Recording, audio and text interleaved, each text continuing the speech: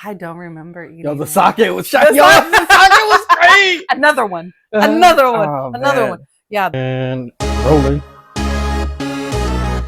You ready? Take one. Take one. That's mini. Well done. Yo, what's up, guys? Welcome to 2 Cents or Less, where we give highly unqualified opinions on the shit that we love. And today, Sushi Snob. Sushi Snob. Yeah, Omakase. Sushi Snob. Sushi Snob. Omakase. Chef Django. Chef Django. Omakase is definitely the way to go. Yeah.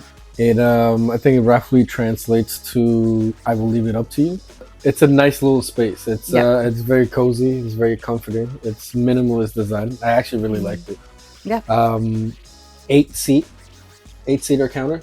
That's the cool part. Like it seemed like going to a friend's house, was walking into a familiar space and you just felt right at home. And they set the scene in terms of they're here to make you into the snobs that they are. They want you to ask the questions. They want you, even on their socials, you could tell they're really big in the education. They want to show you all the different parts and where they come from, which leads us really into one of my favorite parts about it is the menu. The way that they encouraged people to take note of what was going on, we have never seen anywhere else. As someone who would maybe is a self-described nerd of some sorts, I love the note taking. I liked being able to write down.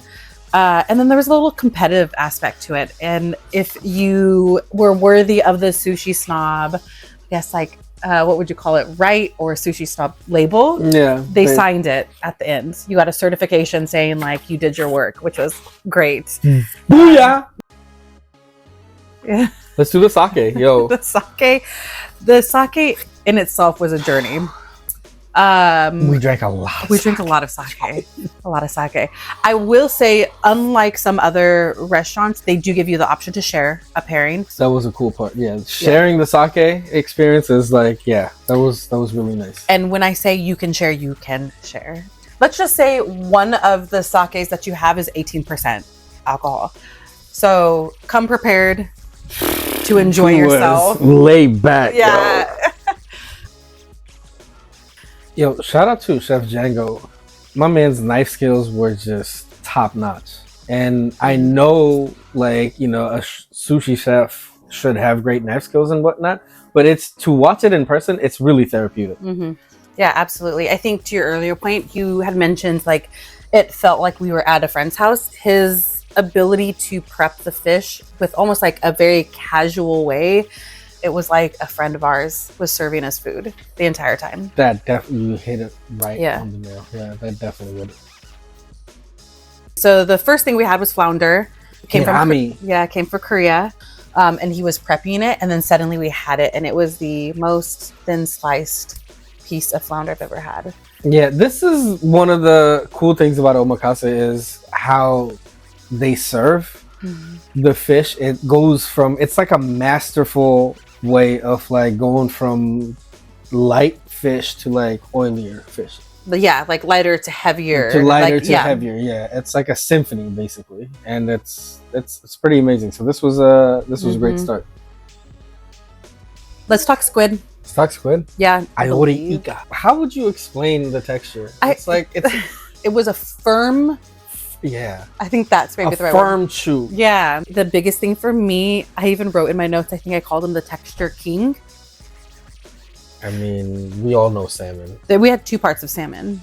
The salmon belly, so the sake and then the harasu. The baka frost came from the Faroe Islands. This is good salmon. That's So very good salmon. Very good salmon. After that, awana. The Arctic char. Yeah. Right. I really, really like this. I like anything that has a really good smoky flavor to it. And this is what had that. It felt like I was camping. And I don't typically put fish and camping together. Yeah. Fuck a marshmallow. Yeah, put some Arctic char. Yo. After this is when they basically told us that there was a fish missing. Yeah.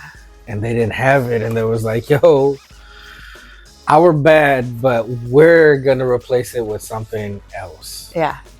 One of Wafi's favorite, I think. If I like you, yo. If there was a restaurant called Wagyu Snob, Man, Wafi would be at it every Saturday. it was good. Really, really amazing. On top of it was Some foie gras.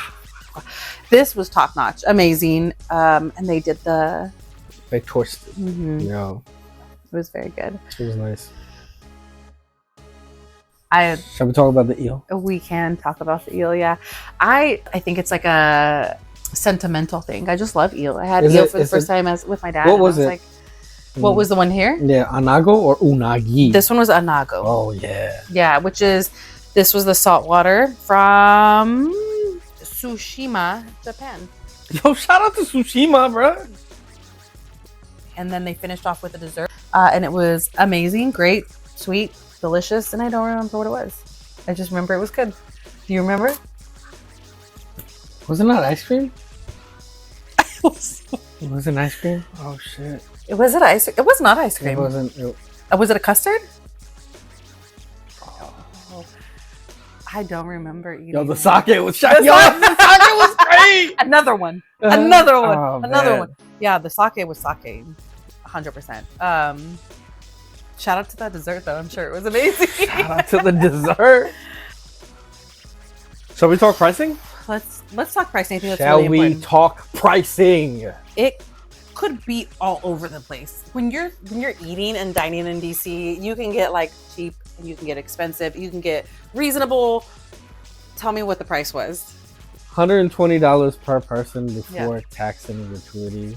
I don't know how they're doing this at this price point. I really don't know. I really don't know. Tell me why. Like I would love. Like what is it about the price point that you're like it's too low? What is it's that? Not. What is, like yeah. he like he's gotta be mob connected. He's gotta be like there's how is black he market fish yo mob. how is he serving all this? Like it's so do high quality fish, y'all. This is high quality fish being imported from Japan.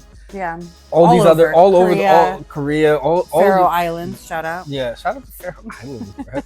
All these other places, and and he's serving it at a great price point. Yeah. Do we recommend going to Sushi Snob? Yes, that's gonna be my short answer. I feel like I need to give like a more, thought out answer. But if you want to get into omakase, if you're ready to like jump into that world, I would start here. And we've already been to multiples far. I would start at Sushi Snob and wait for your world to just be elevated. What about you? 100%. I couldn't agree more. Mm-hmm. It's more than an entry level omakase sushi spot, but if you wanted to start somewhere, this would be a place to start. It's just overall, it's a great spot. Yep. It really is. Do it, y'all. Go there. It's please do. Yeah, it's a great place, and we can't wait to go back. Start there. That's why it's our first video. Really good starting point across the board. First video, first omakase place people I think should go to, and then follow our journey and tell us where you want to go. Maybe we'll get there first and post a video about it. Cool.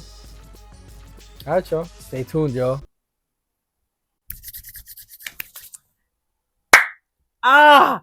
Good. Peace out. Shout out Sushi Snob. Let's see. We're gonna make it.